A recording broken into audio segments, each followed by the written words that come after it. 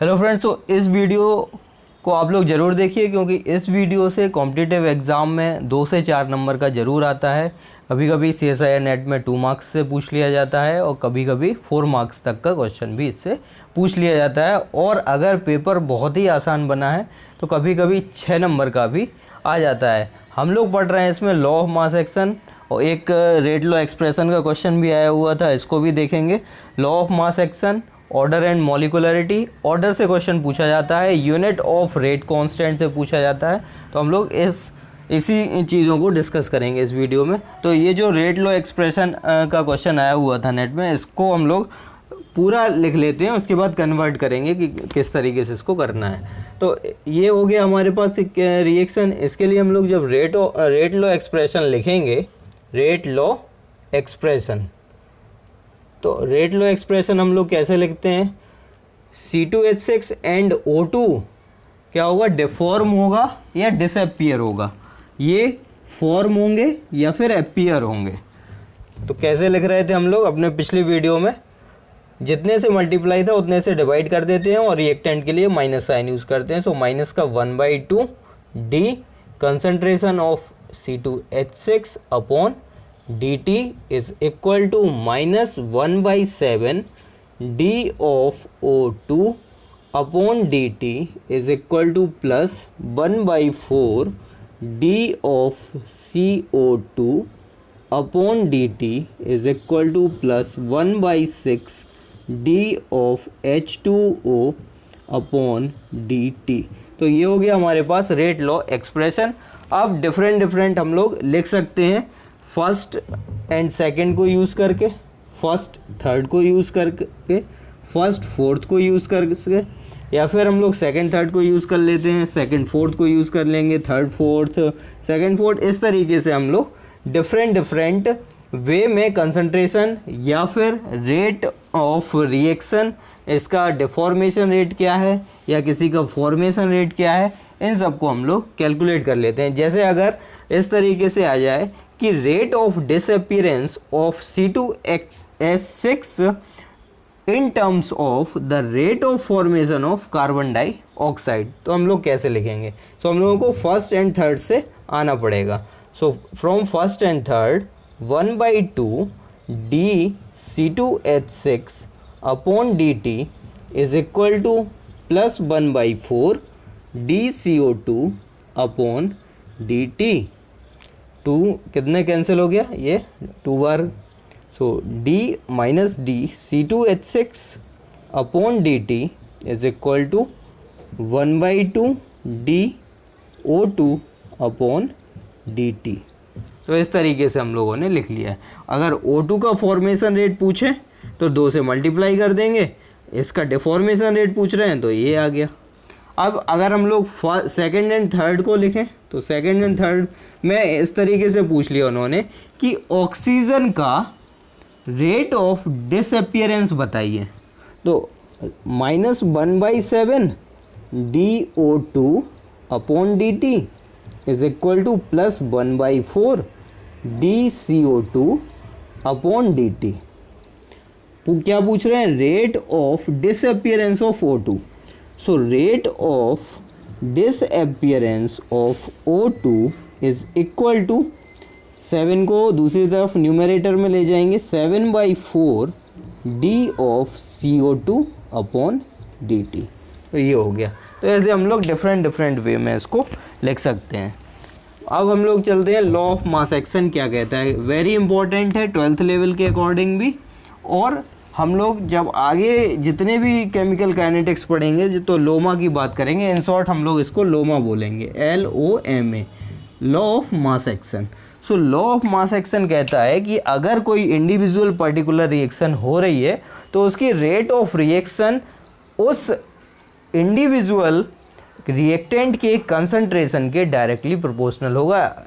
और ऐसे कह सकते हैं कि rate of reaction directly proportional to the active mass of the concentration, active mass of the reactant raise to some power. अगर हमारे पास कोई रिएक्शन हो रही है, ये तो इंडिविजुअल के लिए होगा, अगर रिएक्शन हो रही है और उसमें डिफरेंट टाइप के रिएक्टेंट यूज़ हो रहे हैं, A B C L M N, इस तरीके से 2 या 2 से अधिक हम लोगों के पास रिएक्टेंट मॉलिक्यूल हैं.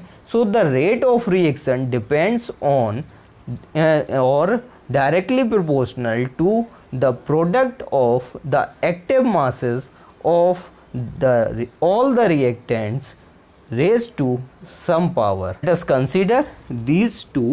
Now what is the meaning of these two definitions? So these two statements are of law of mass action. So the first one is, if we have an individual reactant and it's converted into product, so the rate of reaction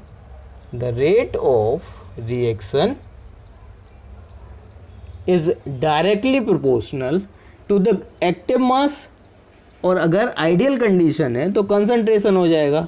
so concentration of ए यानी rate of reaction, if x is the formation of the product, so dx by dt is directly proportional to the A. So this is the rate of reaction is directly proportional to the active mass or the concentration. If it is A, so it may be A or something different. If it is elementary reaction, so we can use A. If it is not elementary reaction, then it can be different, so some power L. So if the active mole of this individual reaction is L, so the order of reaction is L with respect to A. Both are different things, stoichiometric coefficient and active moles. Active moles we are consider in the order we are in an elementary reaction, or the summation of the active moles is called order of reaction.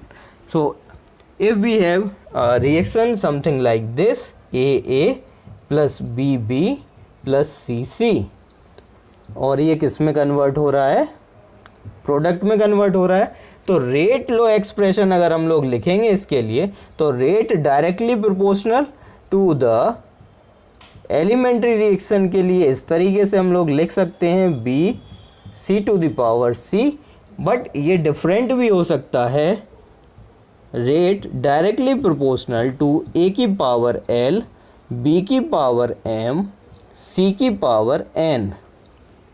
So the order of reaction क्या हो जाता है, summation of the power of the concentration term. So order of reaction क्या हो जाएगा, order of reaction L plus M plus N, यहाँ पे A plus B plus C, A plus B plus C.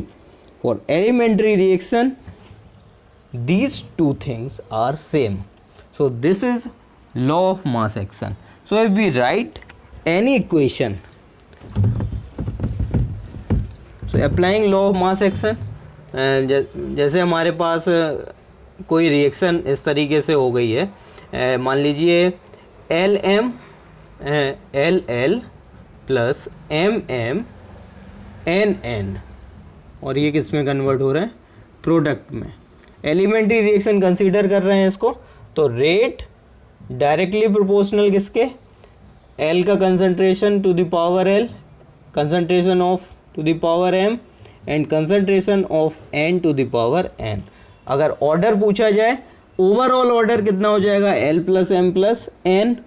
With respect to पूछा जाए, with respect to capital L कितना होगा, तो small L. With respect to M पूछा जाए तो small M, with respect to N पूछा जाए तो स्मॉल एन. कितनी, दो के रिस्पेक्ट में पूछा जाए, एल और एम के रिस्पेक्ट में तो एल प्लस एम, एम और एन के रिस्पेक्ट में तो एम प्लस एन, एल और एन के रिस्पेक्ट में तो एल प्लस एन, इस तरीके, और ओवरऑल क्या हो जाएगा, L plus M plus N. So ये ऑर्डर ऑफ रिएक्शन हो जाती है, और हम लोग लॉ ऑफ मास एक्शन देख चुके हैं. अब आते हैं हम लोग यूनिट रेट कांस्टेंट पे, कि रेट कांस्टेंट होता क्या है. तो हम लोग सपोज कर रहे हैं कि अगर हमारे पास कोई रिएक्शन इस तरीके से हो रही है, individual reaction A to product, A से प्रोडक्ट बन रहा है, तो रेट क्या हो जाएगा, rate directly proportional to the concentration of A. So rate क्या हो गया, इतना हो गया। अब हम लोग ऐसे भी कंसीडर कर सकते हैं, at t is equal to 2 पर इसका कंसंट्रेशन 1 था, यूनिट कंसंट्रेशन था, और प्रोडक्ट का 0 था। किसी general time t is equal to t पर 1 में से x चला गया, तो इसमें से कितना बन रहा होगा, इसका x बन रहा होगा। तो जब हम लोग देखिए यहाँ पे डिफरेंशिएशन फॉर्म यूज़ करेंगे, रेट लॉ एक्सप्रेशन लिखेंगे, तो हम लोग क्या करते हैं जनरली, रिएक्टेंट के लिए क्या लिखते हैं, माइनस साइन, और प्रोडक्ट के लिए क्या लिखते हैं, पॉजिटिव साइन। तो वो यहाँ से आ जाएगा। अगर हम लोग विद रिस्पेक्ट टू देखें तो d फॉर रिएक्टेंट के लिए d1 minus x d t is equal to कितना हो जाएगा इसके लिए, dx by D t. So देखिए यहाँ पे 1 का तो कितना हो जाएगा, विद रिस्पेक्ट 1 कांस्टेंट है, तो विद रिस्पेक्ट टू 1 का 0 हो जाएगा, और यहाँ से माइनस का dx बाई डी टी आ जाएगा, और यहाँ से plus dx by D T आ जाएगा। तो ये जो चीज़ है वो है हमारे पास rate of disappearance of A, and ये है rate of appearance of product. So generally हम लोग क्या लिख सकते हैं, इसको रेट को लिख सकते हैं dx by D T. Rate low expression में हम लोग ऐसे ही लिखते हैं, तो रेट को हम लोग कैसे लिख सकते हैं, rate is equal to dx upon d t is directly proportional to the concentration of A। If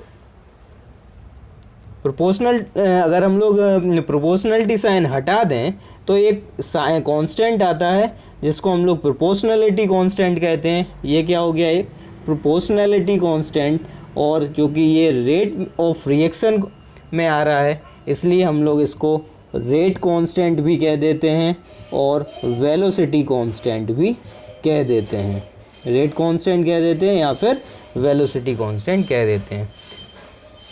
So what is the meaning of this rate constant? So if we have unit concentration, consider if we have unit concentration A mole per liter, so dx by dt that is rate is equal to K. That means the rate constant, ये क्या है, rate constant is equal to the rate of reaction when the concentration of the reactant is unit। यानी rate constant rate of reaction के बराबर हो जाता है जब कंसंट्रेशन रिएक्टेंट का 1 हो जाता है। So this is the rate constant. और स्पेसिफिक इसको जनरली जब कंसंट्रेशन 1 होता है, ये जनरल फॉर्म में ये रेट कांस्टेंट है, लेकिन अगर इसको डिफाइन कर दिया at 25 degree Celsius 1 atm pressure and unit concentration, then this rate constant is called specific rate constant. क्या कहलाता है, स्पेसिफिक रेट कांस्टेंट कहलाता है। इसकी यूनिट पे आते हैं अब हम लोग की यूनिट क्या हो सकती है। सो यूनिट डिपेंड करती है ऑर्डर ऑफ रिएक्शन पर, ऑर्डर चेंज होता जाएगा। मेन चीज़ हम लोग ऑर्डर ऑफ पे उस पर बाद में आ रहे हैं, ये किस किस पे डिपेंड करता है। जो हमारे पास रेट कांस्टेंट है वो मेनली किन किन बातों पर डिपेंड करता है, ये पूछ लिया जाता है पेपर में। तो नेचर ऑफ द रिएक्टेंट, देखिए यहाँ पे ये किस किस पे डिपेंड कर सकता है। हमारे पास जो लॉ ऑफ मास एक्शन होता है वो किस पे डिपेंड करता है, कंसंट्रेशन, किसके कंसंट्रेशन पे, रिएक्टेंट के कंसंट्रेशन पे। तो हमारे पास मेन चीज़ें क्या हो सकती हैं, किस किस का इफेक्ट पड़ सकता है, यानी रेट कांस्टेंट किस पे डिपेंड करता है, nature of reactant, temperature dependent होता है, रेट कांस्टेंट टेम्परेचर डिपेंडेंट होता है, टेम्परेचर डिपेंडेंट भी होता है, टेम्परेचर डिपेंडेंट। तीसरा है कैटलिस्ट, कैटलिस्ट का भी इफेक्ट पड़ता है रेट कांस्टेंट पे। इक्विलिब्रियम कांस्टेंट पर कैटलिस्ट का कोई भी इफेक्ट नहीं होता है इक्विलिब्रियम कांस्टेंट पर, जबकि रेट कांस्टेंट पर कैटलिस्ट का इफेक्ट होता है। यानी इस हम लोग रेट कांस्टेंट को स्मॉल के से लिखेंगे आगे और लिखते हैं, और जो हमारे पास इक्विलिब्रियम कांस्टेंट होगा उसको हम लोग कैपिटल के से लिखेंगे। ये NET point of view, GATE point of view, JAM point of view से ये वर्ड जो मैं बोल रहा हूँ काफ़ी इंपॉर्टेंट है। ये इंटरव्यू में भी क्वेश्चन पूछे जाते हैं इस तरीके से। अगर आपने ऐसे के लिख दिया रेट कांस्टेंट के लिए तो वो पूछेंगे कि ये एक्चुअल में रेट कांस्टेंट है, तो ऐसा नहीं है। हम लोगों को रेट कांस्टेंट जब भी बात होगी उसको हम लोग स्मॉल के से रिप्रेजेंट करेंगे, और कैपिटल के जहाँ पे भी होगा तो वो इक्विलिब्रियम कांस्टेंट को बताएगा। अब वो इक्विलिब्रियम कांस्टेंट किसी भी टर्म में हो सकता है, चाहे वो हम लोग कोई भी लैंगम्यूर थ्योरी पढ़ रहे हों, लिंडमान थ्योरी पढ़ रहे हों, और समथिंग एल्स। ठीक, तो इतनी बात आप लोगों को समझ में आना चाहिए। और चौथा जो है वो है सरफेस एरिया पर भी डिपेंड करता है। रेट कांस्टेंट सरफेस एरिया पर भी डिपेंड करता है। तो आप लोगों को इतनी बातें याद रखनी है। अब आते हैं हम लोग इसकी यूनिट पर। यूनिट क्या होती है? सो जनरली यूनिट का जो जनरल टर्म है आप लोगों को शॉर्टकट आना चाहिए, यूनिट ऑफ रेट कांस्टेंट। जब हम लोग धीरे धीरे ऑर्डर ऑफ रिएक्शन पे आगे बढ़ेंगे तब वहाँ पे भी फिर से रेट कांस्टेंट को हम लोग डिफाइन करेंगे और उसकी यूनिट देखेंगे। लेकिन यहाँ पे आप लोगों को बिल्कुल याद रख लेना है, ये ज़रूर पेपर, ये 2019 में भी पूछा गया था, और हर बार कभी ना कभी अगर पेपर इजी बनता है तो यूनिट पूछ ली जाती है रेट कांस्टेंट की। So unit of rate constant को जनरली आप लोग ऐसे याद रखिए कि concentration to the power 1 minus n time inverse. Concentration to the power 1 minus n time inverse. ये टाइम मिनट में हो सकता है, सेकंड में हो सकता है, आवर्स में हो सकता है। ठीक है, तो कंसंट्रेशन 1 माइनस n हो गया, वेयर n क्या है? Order of reaction, order of reaction है। तो अब हम लोग यूनिट एक एक करके लिख लेते हैं। For zero order reaction, for zero order reaction, zero order reaction के लिए n इज इक्वल टू कितना होगा? 0 होगा। तो यूनिट कितनी हो जाएगी? यूनिट हो जाएगी concentration to the power 1 minus 0 time inverse. तो कंसंट्रेशन की पावर क्या होती है आप लोगों को? कंसंट्रेशन की यूनिट आप लोगों को पता होगा, मोल पर लीटर होता है, और ये टाइम इनवर्स होता है। तो ये हो गया मोल पर लीटर पर टाइम। काफ़ी इम्पोर्टेंट है ये। फॉर फर्स्ट ऑर्डर रिएक्शन के लिए क्या हो जाएगा? For first order reaction, first order reaction के लिए n इज इक्वल टू कितना लिखते हैं? n इज इक्वल टू 1 लिखते हैं। तो यहाँ पे जो यूनिट होगी इसके लिए वो क्या हो जाएगी? Concentration to the power 1 minus 1 time inverse. तो कंसंट्रेशन 1 माइनस 1 ज़ीरो हो गया, किसी की भी पावर ज़ीरो हो 1 होता है, तो ये क्या हो जाएगा? इसकी यूनिट टाइम इनवर्स हो गया। फॉर सेकंड ऑर्डर रिएक्शन, हम लोग जनरली थर्ड ऑर्डर रिएक्शन तक पढ़ते हैं। For second order reaction, second order reaction में जो यूनिट होती है वो concentration to the power 1 minus 2 time inverse हो जाती है। और कंसंट्रेशन को हम लोग नीचे ले आएंगे, या फिर ऐसे कह सकते हैं concentration to the power -1 time -1, यानी कंसंट्रेशन इनवर्स टाइम इनवर्स। कंसंट्रेशन की यूनिट क्या होती है? मोल पर लीटर होती है, मोल पर लीटर, और इसका इनवर्स एंड टाइम इनवर्स। तो ये हो गया mole inverse, litre, time inverse, ये इसकी यूनिट हो गई। और अगर हम लोग थर्ड ऑर्डर के लिए लिखें, थर्ड ऑर्डर के लिए for third order reaction, third order के लिए n इज इक्वल टू 3 है। तो यहाँ पे जो यूनिट है तो यूनिट हो जाएगा concentration the power 1 minus 3 time inverse. That means concentration to the power -2 time inverse. Mole, इसको क्या लिखते हैं हम लोग? मोल पर लीटर, इसको मोल पर लीटर लिखेंगे, -2 टाइम इनवर्स, ये हो गया। अब देखिए मोल पर लीटर है तो इसको हम लोग ऐसे भी लिख सकते हैं, पर लीटर में आएगा तो mole to the power -2 litre inverse, sorry litre का स्क्वायर एंड टाइम इनवर्स। देखिए आप लोग एक चीज़ कॉमन आ रही है, हम लोग चाहे वो जीरो ऑर्डर रिएक्शन पढ़ रहे हों या फर्स्ट ऑर्डर पढ़ रहे हों या सेकंड ऑर्डर पढ़ रहे हों या थर्ड ऑर्डर पढ़ रहे हों, सभी में टाइम इन्वर्स आ रहा है। टाइम इन्वर्स में कोई भी इफ़ेक्ट नहीं पड़ रहा है, कोई भी चेंज नहीं हो रहा है कि उसमें टाइम -2 -3 हो जाए। यानी टाइम इन्वर्स तो किसी भी टाइप की रिएक्शन हो, किसी भी ऑर्डर की रिएक्शन हो, आना ही आना है। केवल चेंज हो रहा है किस पे, हम लोगों का कंसंट्रेशन पे चेंज हो रहा है। तो कंसंट्रेशन का इफ़ेक्ट पड़ता है रेट ऑफ रिएक्शन पर।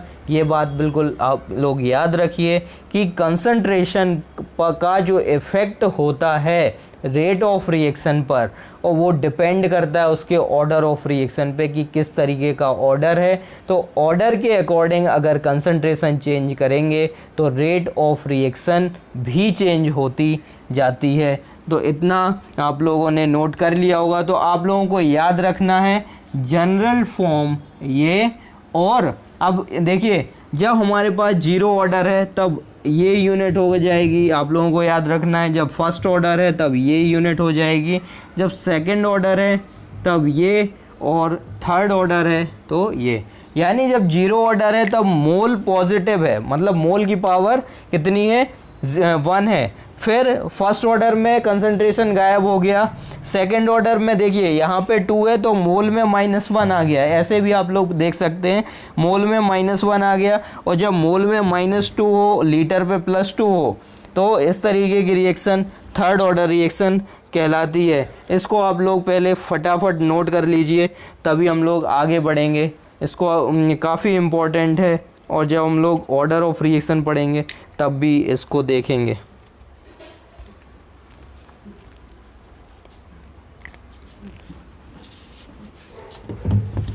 अब आते हैं मॉलिक्युलरिटी ऑफ रिएक्शन। तो मॉलिक्युलरिटी ऑफ रिएक्शन क्या है?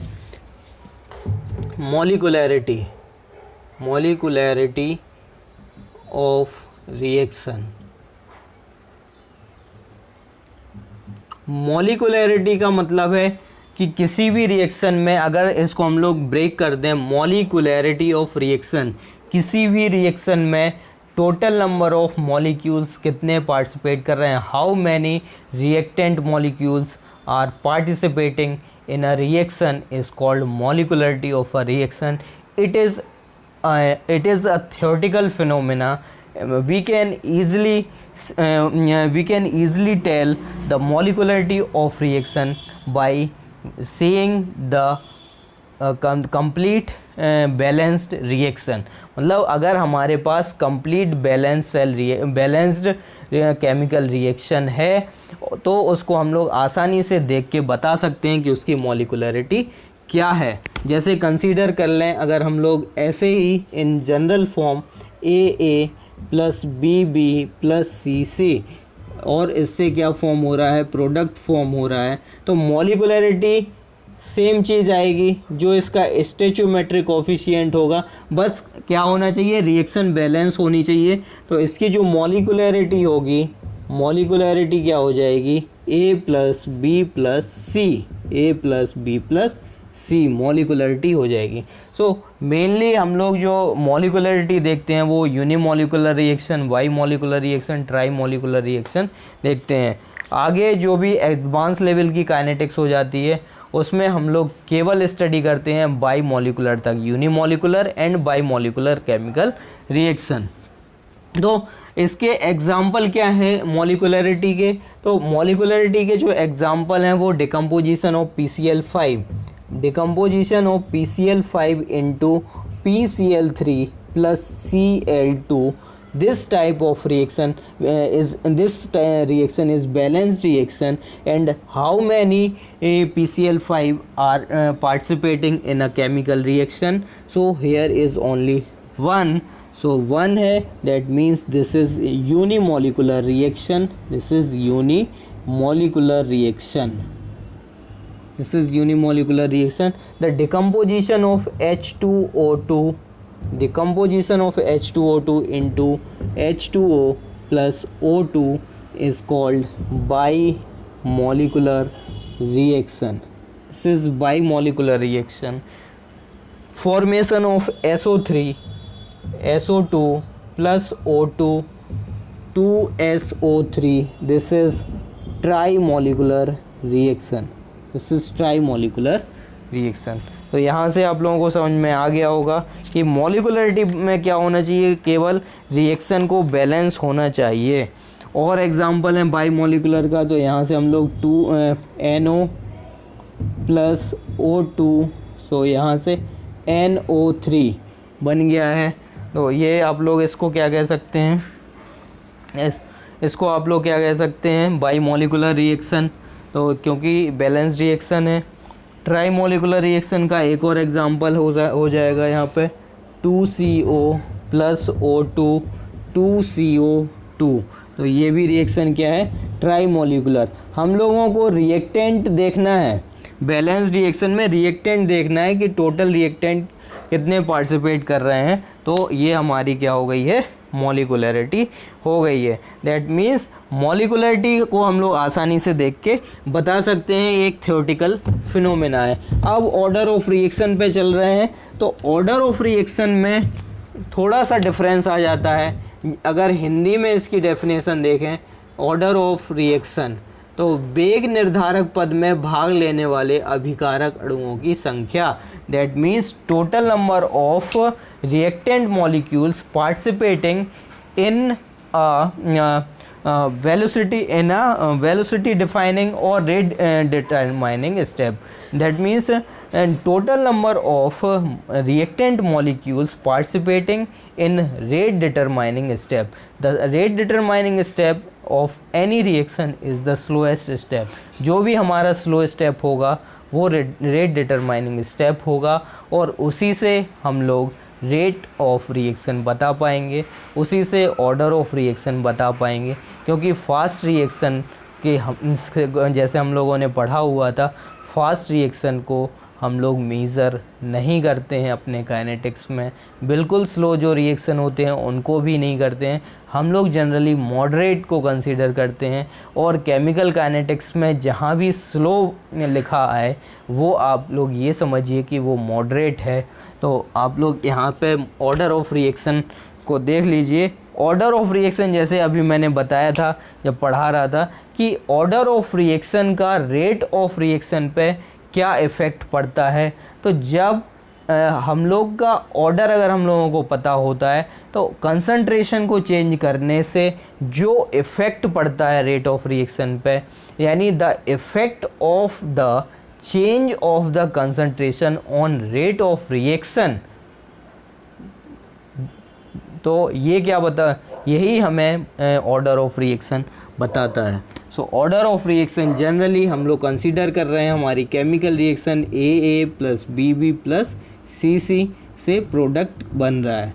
अब यहाँ पे A, B और C ये स्टेचोमेट्रिक कोफिशिएंट हैं। स्टेचोमेट्रिक कोफिशिएंट और एक्टिव मोल्स दोनों में डिफरेंस होता है। Let A, B and C ये क्या हो गए हैं, हमारे stoichiometric coefficient, where let us consider alpha, beta, gamma are the active moles. ये क्या हो गए हैं, एक्टिव मोल्स हो गए हैं। तो ये एक्टिव मोल्स का मतलब है कि ये हमारे रेट डिटरमाइनिंग स्टेप में इतना पावर क्या मतलब हमारा जो इसके कंसंट्रेशन के पावर हैं रेट डिटरमाइनिंग स्टेप में वो अल्फ़ा, बीटा और गामा हैं। So order of reaction alpha plus beta, order of reaction alpha plus beta plus gamma होगा। और अगर मॉलिकुलरिटी पूछी जाए तो A plus B plus C होगी। So rate is directly proportional to A to the power alpha, B to the power beta and C to the power gamma. तो हम लोग जब भी रेट लॉ एक्सप्रेशन लिखते हैं और कंसंट्रेशन की जो पावर होती हैं वो पावर स्टेचोमेट्रिक कोफिशिएंट से डिफरेंट भी हो सकती हैं और स्टेचोमेट्रिक कोफिशिएंट के सेम भी हो सकती हैं। तो बट एलिमेंट्री रिएक्शन होना चाहिए। तो यहाँ पे हमारे पास हम लोगों ने कंसीडर किया है कि एक्टिव मोल्स डिफरेंट है, मतलब इस इतने ही पार्टिसिपेट नहीं कर रहे हैं, कुछ अदर रिएक्शन है स्लो स्टेप में, अदर हम रिएक्टेंट मॉलिक्यूल पार्टिसिपेट कर रहे हैं। तो उनकी जो संख्या है, जो नंबर है वो डिफरेंट है। तो अल्फ़ा बीटा गामा, तो विद रिस्पेक्ट टू ए क्या हो गया ऑर्डर इसका alpha, with respect to B क्या हो गया बीटा, और विद रिस्पेक्ट टू सी क्या हो गया गामा हो गया। ओवरऑल ऑर्डर ऑफ रिएक्शन क्या हो जाएगा alpha plus beta plus gamma हो जाएगा। ऑर्डर ऑफ रिएक्शन एक एक्सपेरिमेंटल फिनोमेना है, इसको हम लोग एक्सपेरिमेंटली फाइंड करते हैं। So order of reaction is experimental phenomena. अब डिफरेंस की बात कर लेते हैं मॉलिकुलरिटी और ऑर्डर ऑफ रिएक्शन की। तो मॉलिकुलरिटी और ऑर्डर की बात अगर करें हम लोग, if we talk about the molecularity and order of reaction, so molecularity हमेशा इंटीजर होगा, जबकि ये ज़ीरो, फ्रैक्शनल, नेगेटिव हो सकती है। ये एक थ्योरेटिकल फिनोमेना है, ये एक्सपेरिमेंटल फिनोमेना है। ठीक है, इतना बात समझ में आ गई होगी आप लोगों। ये इसके मेन जो चीज़ें हैं वो हैं इसमें डिफरेंट। और यहाँ पे एक्टिव मोल्स पार्टिसिपेट करते हैं, जो ऑर्डर ऑफ रिएक्शन को बताते हैं, जबकि यहाँ पे स्टोइचियोमेट्रिक कोफिशिएंट पार्टिसिपेट करते हैं, जिन्हें हम लोग किसी बैलेंस रिएक्शन में, कोई बैलेंस रिएक्शन है तो उसके स्टोइचियोमेट्रिक कोफिशिएंट के सम को ही मॉलिकुलरिटी कहते हैं। तो अब मान लीजिए हमारे पास, अब ये नेट में जो मैं पढ़ा रहा हूँ ये नेट पर्पज़ से है कि कोई एक्सपेरिमेंट हो रहा है।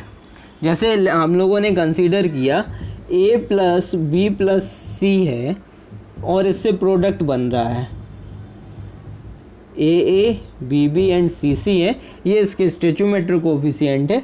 रेट हम लोग लिख लेते हैं, rate that means is equal to K भी कर दे रहे हैं, A to the power L, B to the power M and C to the power N. तो टोटल ऑर्डर ऑफ रिएक्शन क्या हो गया L plus M plus N हो गया, और के क्या हो गया कांस्टेंट। देखिए किसी भी केमिकल रिएक्शन के लिए, कोई भी केमिकल रिएक्शन एक अगर हम लोग कंसीडर कर रहे हैं तो उसके लिए रेट कांस्टेंट की वैल्यू चेंज नहीं होगी, रेट कांस्टेंट पे कोई भी फ़र्क नहीं पड़ता है। ऑर्डर पर भी अगर कोई एक पर्टिकुलर रिएक्शन है उसका हम लोग कंसंट्रेशन चेंज करेंगे, लेकिन ऑर्डर पे भी कोई भी इफेक्ट नहीं पड़ेगा। तो late us consider for experiment 1 के लिए हम लोगों ने रेट को R1 कंसीडर कर लिया, यहाँ K हो गया, ये भी इंटेंसिव प्रॉपर्टी होती है रेट कांस्टेंट, इस पर भी फ़र्क नहीं पड़ता है। कंसंट्रेशन इसका हम लोगों ने जनरली A1 कंसीडर कर लिया और उसका जो पावर है वो L है, ऑर्डर इसको B1 कंसीडर कर लिया और इसका जो ऑर्डर है वो M है, इसको C1 कंसीडर कर लिया और इसकी जो पावर है वो N है। That means order L M N है। किसी एक्सपेरिमेंट 2 के लिए R2 is equal to K, A2 to the power L, B to the power M, C to the power N. So if we want to calculate the order of reaction, so divide R1 by R2. R1 by R2 हम लोगों को given होते हैं, so A1 upon A to the power L, B1 upon B to the power M and C1 upon C to the power N. तो यहाँ से हम लोग कंपेयर करते हैं, ये एक्सपेरिमेंट होते हैं, हम लोगों को 3 डाटा या 4 डाटा गिवन होते हैं जिसके मदद से हम लोग L, M और N की वैल्यू फाइंड कर सकते हैं। इंडिविजुअल A के रिस्पेक्ट में ऑर्डर बता सकते हैं, B के रिस्पेक्ट में बता सकते हैं, C के रिस्पेक्ट में बता सकते हैं, और अगर ओवरऑल पूछें तो overall rate of reaction L plus M plus N के अकॉर्डिंग, इनके सम के अकॉर्डिंग बता सकते हैं। अब जो क्वेश्चन पेपर में पूछा गया था उसको हम लोग देख लेते हैं कि उसमें पेपर में क्या आया था। तो पेपर का जो क्वेश्चन है वो मैं लिख रहा हूँ आपके सामने। तो पेपर में सेम ऐसे ही चीज़ पूछी गई थी उसका, कि मान लीजिए हमारे पास कोई रिएक्शन है A से प्रोडक्ट और 2 एक्सपेरिमेंट हैं, दो एक्सपेरिमेंट। फॉर एक्सपेरिमेंट 1 के लिए इसका कंसंट्रेशन C1 है, एक्सपेरिमेंट 2 के लिए इसका कंसंट्रेशन C2 है। इसके लिए रेट ऑफ रिएक्शन R1 हो जाएगी, इसके लिए रेट ऑफ रिएक्शन R2 हो जाएगी। तो ऑर्डर ऑफ रिएक्शन क्या होगा? So what will be the order of reaction? So let us consider the order of reaction. Let us consider the order of reaction, or consider order of reaction is n. देखिए हम लोग concentration change करेंगे, rate of reaction change होगा, लेकिन order of reaction change नहीं होगा, क्योंकि किसी भी इंडिविजुअल रिएक्शन के लिए ऑर्डर ऑफ रिएक्शन फिक्स होता है। तो यहाँ से हम लोगों ने कंसीडर किया R1 is equal to K C1 to the power n. This is order of reaction. That means when rate of reaction depends on the nth power of the concentration, that is called nth order reaction. If n is equal to 1, so this is first order reaction. N is equal to 2, second order reaction. N is equal to 3, third order reaction. If n is equal to 0, so zero order reaction. So this is equation number 1, and R2 is equal to K C to the power n. Divide these two, so R1 upon R2 is equal to C1 upon C2 the power n. So how we calculate the order of reaction? So taking logarithm on both sides.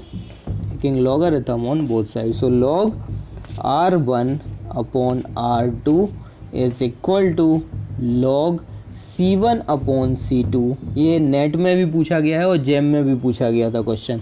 So log R1 upon R2 is equal to, देखिए किसी की भी log में अगर ये कोई इस तरीके से होता है log a to the power n, तो जो पावर होती है वो आगे आ जाती है लॉग के। सो n log C1 upon C2, देखिए n चाहिए हम लोगों को तो n आ गया। n इज इक्वल टू, इसको log R1 minus log R2 लिख सकते हैं, अपॉन इसको log C1 upon C2, log की प्रॉपर्टी होती है m अपॉन n होता है, तो log m minus log n हो जाता है। तो log C1 minus log C2 हो जाएगा। अब इसमें वेरिएशन ऐसे करा सकते हैं, ऊपर से माइनस कॉमन ले लेंगे, नीचे से कॉमन ले लेंगे, तो ये क्या हो जाएगा? n is equal to log R2 minus log R1 upon log C2 minus log C1। इस तरीके के पेपर के जो क्वेश्चन हैं उनको आप लोग देखेंगे तो आप लोग आसानी से अब सॉल्व कर सकते हैं। अब देखिए हमारे पास जनरली हम लोग ऐसे कंसीडर कर ले रहे हैं कि R is equal to K C to the power n है। So if n is equal to 0, n is equal to 0, R is equal to K, that is independent of the concentration. That means zero order reaction does not depend on the concentration. N is equal to 1, R is equal to Kc. So R is directly proportional to the first power of the concentration. यानी concentration पे यहाँ पे देखिए, और n is equal to 2 करेंगे तो R is equal to Kc square हो जाएगा, और n is equal to 3 करेंगे तो R is equal to Kc cube हो जाएगा। तो यहाँ पर कंसंट्रेशन किस तरीके से वेरी करेगा? लीनियरली चेंज होगा। यहाँ पे कंसंट्रेशन कैसे कंसंट्रेशन को चेंज करेंगे तो rate of reaction linearly change होगा। यहाँ पे कंसंट्रेशन चेंज करेंगे तो रेट ऑफ रिएक्शन क्वाड्रेटिकली चेंज होगा। यहाँ पे कंसंट्रेशन चेंज करेंगे तो रेट ऑफ रिएक्शन क्यूबिक वे में चेंज होगा। और यहाँ पे कंसंट्रेशन चेंज करेंगे n इज इक्वल टू 0 यानी जीरो ऑर्डर रिएक्शन में, तो रेट ऑफ रिएक्शन पे कोई भी इफेक्ट नहीं पड़ेगा। तो ये चीज़ें भी आपको आनी चाहिए और पेपर में पूछा गया है। अगर देखिए अब इसमें ऐसे आप पूछा जाता है क्वेश्चन कि अगर ज़ीरो ऑर्डर रिएक्शन है और उसमें कंसंट्रेशन को 4 टाइम्स कर दिया गया है तो रेट ऑफ रिएक्शन पे क्या फ़र्क पड़ेगा? तो रेट ऑफ रिएक्शन पे जितना चाहे आप लोग कंसंट्रेशन बढ़ा दीजिए, रेट ऑफ रिएक्शन इंडिपेंडेंट रहेगा। If for a first order we have first order reaction, so if we change the concentration double from the initial value, the rate of reaction also doubled. If triple, then triple. here if we increase the concentration 2 times, then rate of reaction increased by 4 times. If rate of reaction increased by 3 times, then the concentration is increased by 3 times, then rate of reaction increased by 9 times. So this is quadratically. And if we increase the concentration term 2 times, then the rate of reaction increase by 8 times.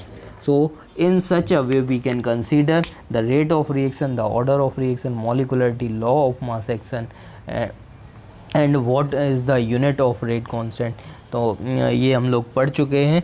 तो next video में हम लोग और आगे पढ़ेंगे. तो जो channel पे नए हैं तो चैनल को सब्सक्राइब करें, क्योंकि केमिकल काइनेटिक्स की एक लंबी सीरीज चलेगी, क्योंकि काफ़ी लेंदी है नेट, और ये नेट, गेट और जेम के पॉइंट ऑफ व्यू से काफ़ी इम्पोर्टेंट है, और बहुत ही ज़्यादा स्कोरिंग होता है केमिकल काइनेटिक्स.